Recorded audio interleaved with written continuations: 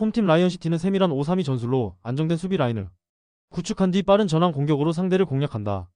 안데르송 로페즈는 강력한 결정력을 바탕으로 박스 안에서 단 한 번의 기회도 놓치지 않으며 측면과 중앙을 오가며 다양한 득점 루트를 만들어낸다.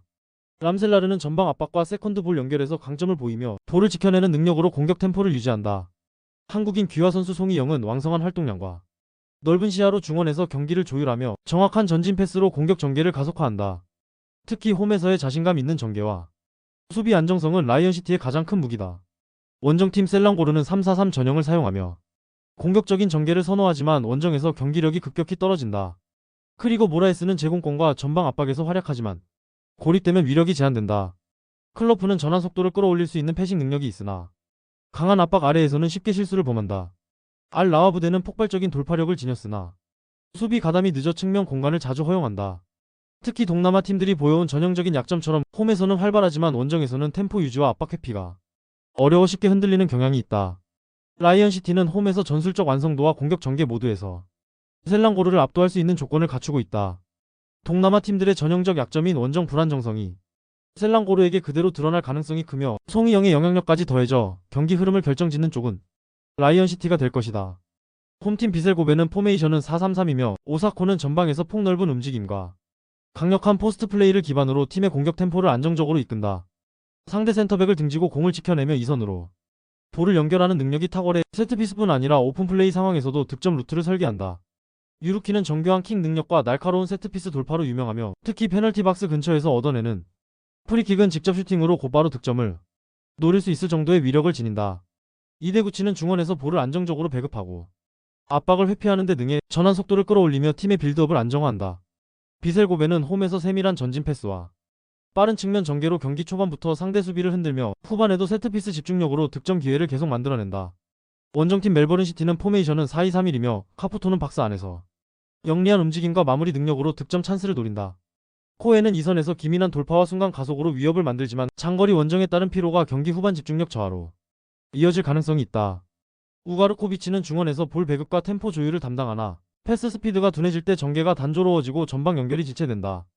호주에서 일본까지의 긴 비행과 일정은 선수단 전체의 체력 손실을 초래할 수 있으며 이로 인해 경기 초반부터 압박 강도와 수비 집중력이 떨어질 가능성이 높다.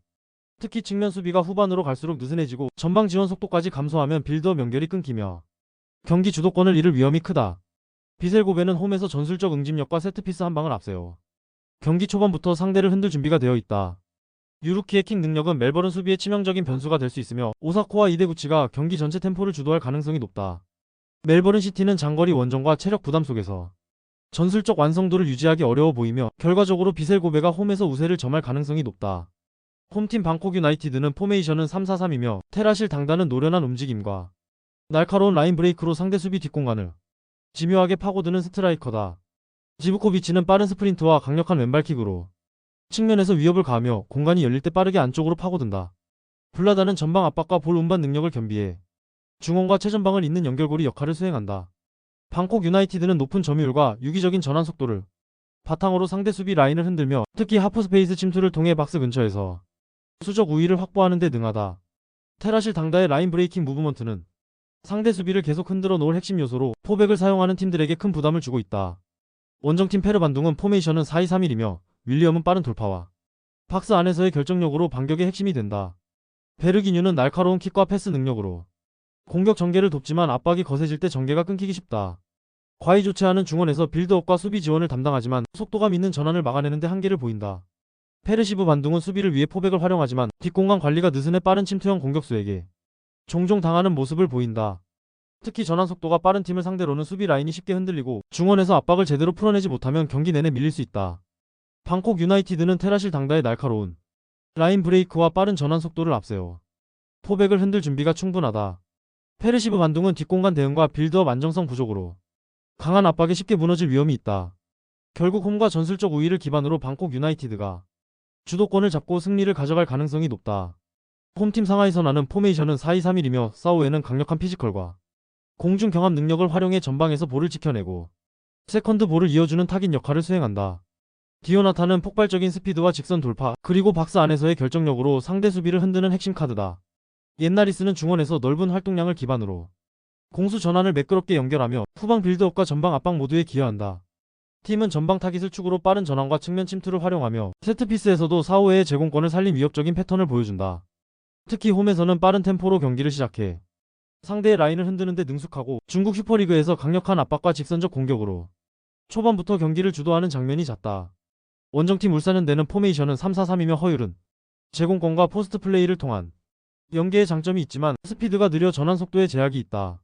엄원상은 빠른 돌파와 침투가 강점이나 최근 팀 전술 혼란 속에서 볼 공급이 원활하지 않아 장점을 살리지 못하고 있다. 고승범은 중원에서 빌드업과 볼 운반을 담당하지만 전체적인 팀 구조 불안 속에서 영향력이 제한되고 있다. 무엇보다 울산은 현재 총체적 난국에 빠져 있다. 시즌 도중 부임한 신태용 감독은 아직 팀을 재정비하지 못했고 선수들은 낯선 전술 속에서 방향을 잃은 모습이다. 최근 리그 최하위 대구를 상대로도 승리하지 못하며 끝없이 추락하고 있으며 K리그 순위도 강등권 10위까지 내려앉았다.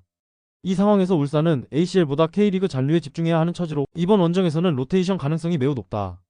주전급 자원들이 리그 경기 대비를 위해 휴식을 취할 가능성이 커 ACL에서 전력 손실이 불가피하다. 상하이 선화는 홈 이전과 빠른 전환 공격, 세트피스 활용까지 안정감을 보여줄 준비가 되어 있다. 울산은 리그 잔류에 모든 초점을 맞추며 ACL에선 로테이션을 가동할 가능성이 커 전력 공백을 피하기 어렵다. 결국 전술 안정성과 경기 동기에서 앞선 상하이 선화가 홈에서 우위를 점할 가능성이 가장 높다. 홈팀 안디자는 4-5-1 포메이션을 기반으로 수비 안정화를 우선시하지만 최근 경기력은 기대에 미치지 못하고 있다. 이스모 날리 F는 최전방에서 제공권과 연계 시도를 하지만 결정력과 속도 면에서 한계가 뚜렷하다.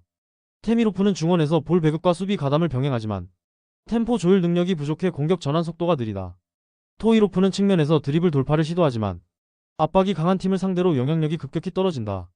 무엇보다 최근 안디자는 아시아 무대에서 경기력 부진이 이어지고 있으며 홈에서도 안정감 있는 운영을 보여주지 못했다. 볼 소유를 길게 가져가지 못하고 수비 전환 속도 역시 더딘 모습이 반복되며 경기 후반으로 갈수록 집중력이 흔들린다. 원정팀 아울리는 4-1-4-1 포메이션을 활용해 중원 장악과 빠른 공격 전환을 동시에 노린다. 드락슬러는 전방과 이선을 오가며 창의적인 패스와 세밀한 볼 컨트롤로 공격의 템포를 만들어낸다. 모하메드는 박스 안에서의 결정력과 순간적인 침투에 강점이 있어 한 번의 찬스를 득점으로 연결할 수 있다. 페투이는 중원에서 폭넓은 활동량을 바탕으로 볼을 탈취하고 빠른 전방 패스를 통해 역습을 전개한다. 특히 아울리는 ACL 아시아 무대에서 원정 포함 승률 데이터가 높게 형성되어 있으며 실제 경기력 또한 안디잔보다 한 단계 위다. 공격 전력은 드락슬러, 모하메드, 페투이를 중심으로 더 폭발적이고 안정적이며 전방 압박과 빠른 템포 전개로 상대 수비를 쉽게 흔들 수 있다. 안디자는 홈에서도 흔들리는 수비와 느린 전환으로 인해 상위 레벨 팀을 상대로 경쟁력이 떨어진다. 아울리는 드락슬러, 모하메드, 페투이를 중심으로 빠르고 날카로운 공격 패턴을 완성해 안디잔 수비를 흔들 준비가 되어 있다.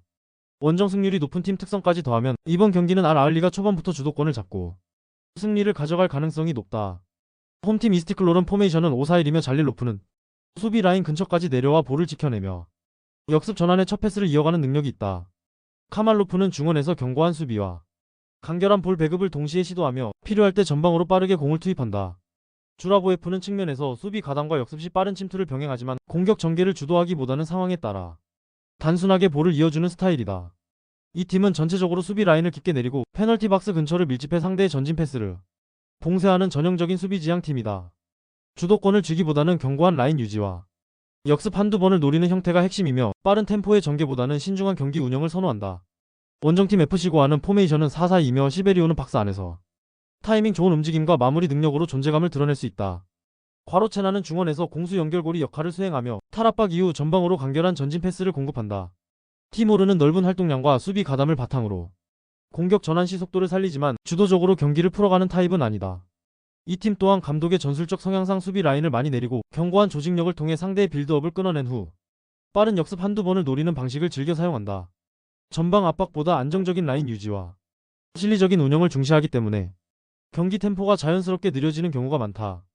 이스티크롤과 FC고와 모두 수비 지향적 운영과 신중한 전환을 선호하며 경기 전체가 루즈하게 흘러갈 가능성이 높다.